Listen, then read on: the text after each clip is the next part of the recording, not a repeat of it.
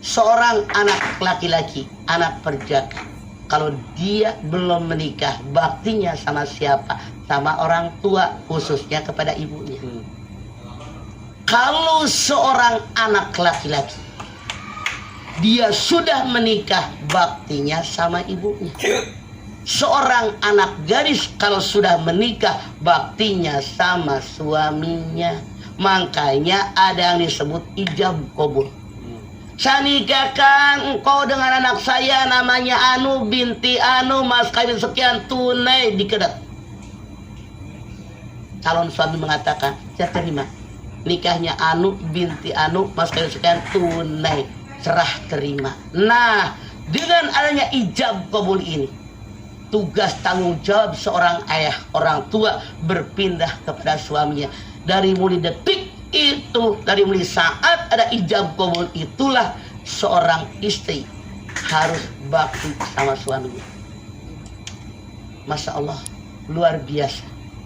Makanya suka dikatakan baiti jannati, rumahku surgaku. Kalau suami istri akur, akrab, saling pengertian, insya Allah ibu pergi kemana pengen buru-buru pulang, suami pergi kemana pengen buru-buru pulang. Di rumah ada ketenangan, di rumah ada kebahagiaan, di rumah ada orang yang nunggu yang saya cintai, yang membuat saya senang dan bahagia. Itulah yang disebut dengan baiti jannat, rumahku surga.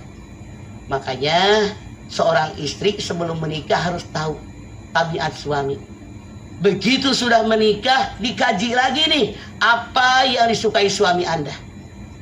Kenapa? Suatu ketika ada seorang perempuan akan bertanya suatu masalah kepada Rasulullah SAW. Setelah dia bertanya, ini bibinya Imran bin Abdullah. Setelah dia bertanya, Rasul nanya, apakah engkau punya suami? Punya ya Rasulullah.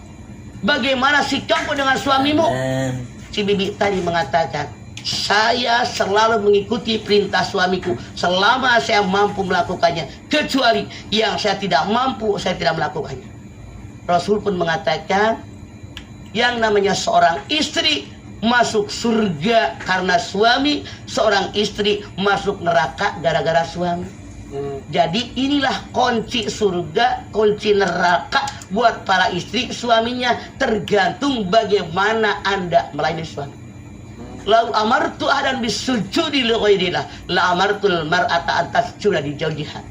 Kalau seandainya seorang makhluk boleh sujud dengan makhluk yang lain, aku perintahkan para istri sujud di hadapan suaminya.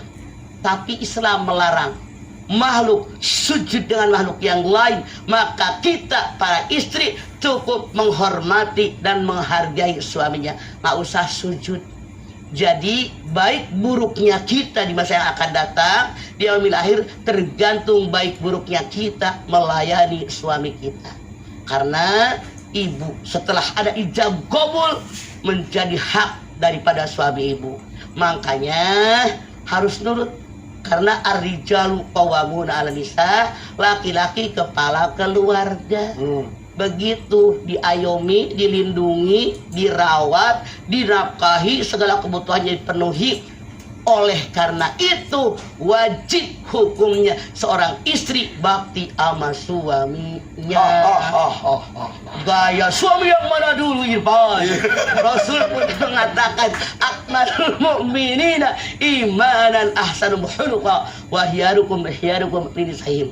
Orang yang paling baik imannya, yaitu yang paling baik amalnya. Siapa dia? Suami yang sayang dan penuh perhatian buat istri-istri mereka. Yang penting visi misi disatukan, suami, istri, anak-anak bareng-bareng sekeluarga masuk surga.